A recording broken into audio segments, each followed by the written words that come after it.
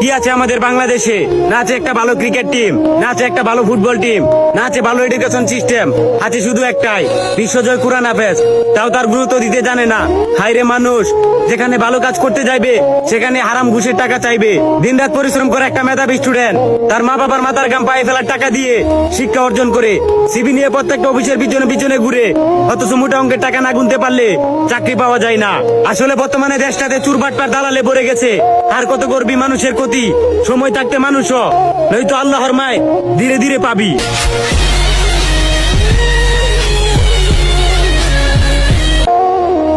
বাঁশের চেয়ে কঞ্চি বড়, ধানের চেয়ে বড় খই, নেতার চেয়ে চামচা বড়, তাহলে মানুষ বিচার পাবে কই?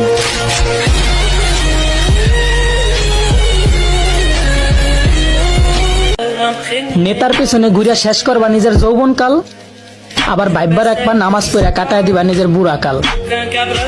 বলি বাপের কামাই খাইয়া নেতার চামচামি করা সাজে না, আর বুড়া কাল পর্যন্ত যে বাচ্চা থাকবা, আজরাইল তো আর তোমার দুলাভাই না।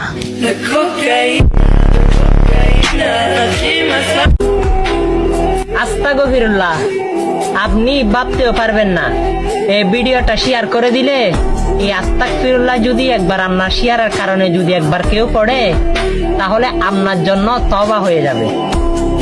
সেও তওবা করবে আর আমার আমলনামায়ও তওবার হিসাব চলে আসবে আল্লাহ রাব্বুল আলামিনের দরবার থেকে। ভিডিওটা শেয়ার করে দিন। আমিন।